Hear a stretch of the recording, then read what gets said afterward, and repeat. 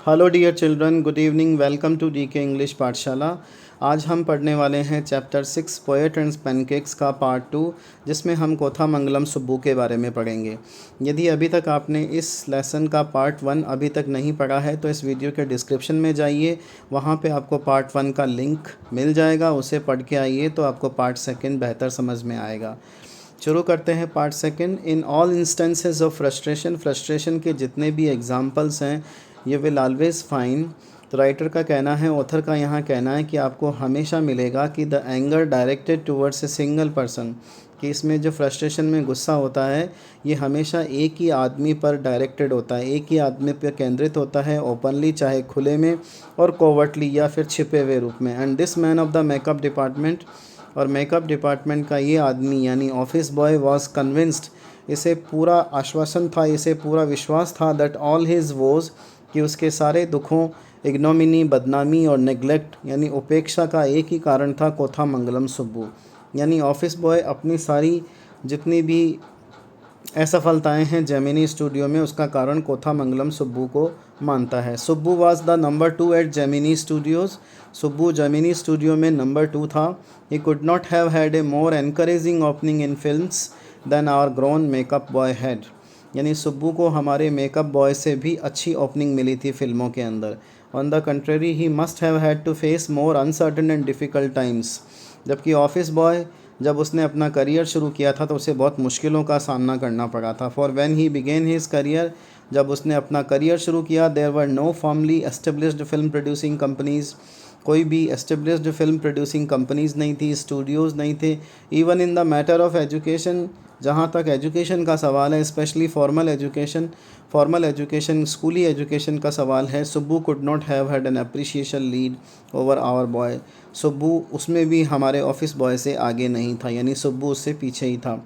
But why virtue of being born a ब्राह्मण, लेकिन चूंकि वो ब्राह्मण कुल में पैदा हुआ था, a virtue indeed, he must have had exposure to more affluent situation and more affluent people. इसलिए उसका जो सामना है बहुत ही प्रभावशाली लोगों से और प्रभावशाली परिस्थितियों के अंदर उसे साथ मिला। He had the ability to look cheerful at all times.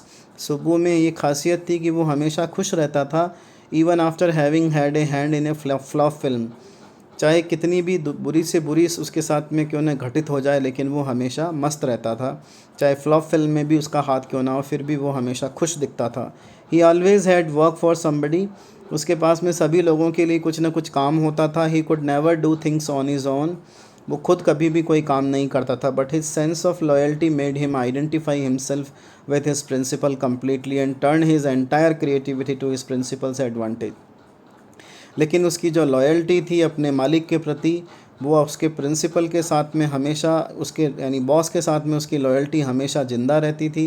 And turn his entire creativity, और वो इतना लॉयल था कि अपनी पूरी की पूरी क्रिएटिविटी को अपने बॉस के एडवांटेज के लिए टर्न कर सकता था। He was tailor made for films, वो फिल्मों के लिए रेडीमेड था, उसे फिल्म मेकिंग से सिखानी नहीं पड़ी। Here was a man who could be inspired when commanded, और वो ऐसा आदमी था कि जब भी उसे कमांड दिया जाता, किसी भी चीज़ का आदेश मिलता, वो अपने आप को इंस्पायर महसूस करता था। Red fights the tigress under water and kills her, but takes pity on the cubs and tends them lovingly, I don't know how to do the scene. तो ये एक सीन की बात हो रही है जिसमें प्रोड्यूसर और जितने भी लोग हैं वो सब मिलकर बात कर रहे हैं। प्रोड्यूसर और साथ में कोथामंगलम सुब्बू भी हैं।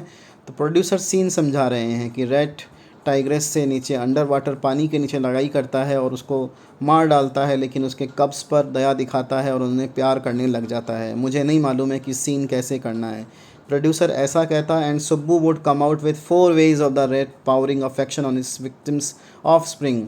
लेकिन सुब्बू के पास में तो लगभग 4 से भी ज़्यादा आइडियाज़ होते थे कि कैसे इस सीन को किया जा सकता है, कि कैसे एक चूहा अपने विक्टिम यानी अब टाइग्रेस के ऊपर, टाइग्रेस के बच्चों के ऊपर किस तरह से अफेक्शन पावर कर सकता है, यानी उंडेल सकता है, कैसे उनके साथ में प्यार दिखा सकता है। ऑफ स्प्रिंग का मतलब होता है बच्चे। Good, but I am not sure it is effective enough, लेकिन प्रोड्यूसर कहता मुझे नहीं लगता कि ये इफ़ेक्टिव है। एंड इन ए मिनट, और एक ही मिनट के अंदर Subbu would come out with 14 more alternatives.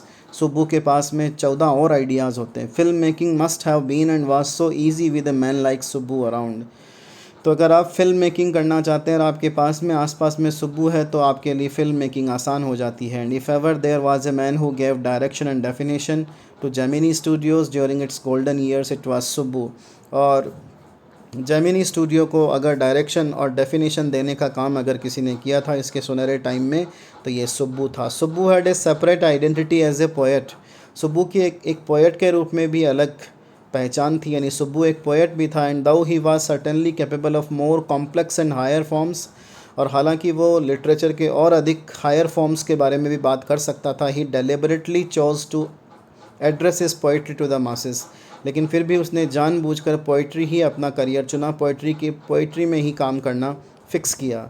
His success in films overshadowed and dwarfed his literary achievements. Writer कहते हैं कि वो फिल्मों में इतना सक्सेसफुल हुआ है कि उसके लिटरेरी अचीवमेंट यानी उसका पोइटिक करियर तो उसके नीचे दब कर रह गया है, ऐसा उसके क्रिटिक्स को लगता था। He compose several truly original story poems in folk refrain.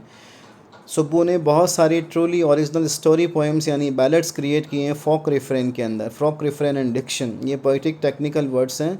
And also wrote a sprawling novel, उन्होंने एक बहुत अच्छा नॉवल भी लिखा जिसका नाम है Thillana Mohanambal, with dozens of very deftly etched characters. उसमें दर्जनों कैरेक्टर्स हैं जो उन्होंने खुद एनग्रेव किए हैं।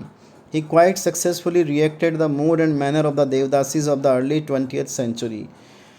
उन्होंने जो अर्ली 20th सेंचुरीज़ की देवदासीज होती थी उनके मूड और मैनर को भी जब फिल्मों में एक्टिंग की है तो उसको अच्छे से रिक्रिएट किया है। He was an amazing actor, वो बहुत अमेजिंग एक्टर हैं। He never inspired to the lead roles, उसकी इच्छा नहीं है कि वो लीड रोल्स करें, but whatever subsidiary role, लेकिन जो भी छोटे मोटे रोल ही प्लेड वो करते हैं इन एनी ऑफ द फिल्मों में ही performed better than the supposed main players. वो जो मेन प्लेयर्स, मेन हीरो और हीरोइंस होते हैं उनसे बेटर ही करते हैं। He had a genuine love for anyone, उनके दिल में कोथामंगलम सुब्बू के लिए सभी के लिए उनके दिल में जेन्युइन लव था।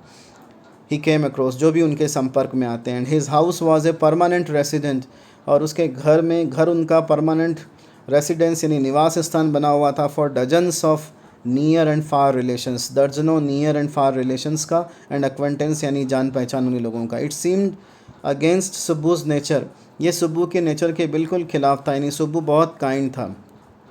ये सुब्बू के नेचर के बिल्कुल ख़िलाफ़ था कि टू बी इवन कॉन्शियस कि वो इसके बारे में सोचे भी that he was feeding and supporting so many of them, कि वो इतने लोगों को खाना खिला रहा है, इतने लोगों को सपोर्ट कर रहा है। सच ए चैरिटेबल, इतना वो दानवीर था। एंड इम्प्रोविडेंट मैन मीन्स जो फ्यूचर की परवाह नहीं करता। And yet he had enemies, फिर भी उसके दुश्मन थे। द राइटर जो ऑथर है इस पर सरप्राइज होते हैं कि इतने दयालु, इतने दानप्रिय और इतने भविष्य की परवाह न करने वाले आदमी के भी एनिमीज़ थे। Was it because he seemed so close and intimate with the boss, क्या इसका कारण ये था कि वो बॉस के बहुत ज़्यादा क्लोज और इंटीमेट था? और वॉज इट जनरल डीमीनर, या फिर उसका व्यवहार ही ऐसा था दैट रिसम्बल्ड ए साइकोफेंट्स, जो बिल्कुल एक साइकोफेंट की तरह दिखाई देता था। साइकोफेंट कहते हैं जो हमेशा अच्छी अच्छी मीठी मीठी चिकनी चुपड़ी बातें करता है।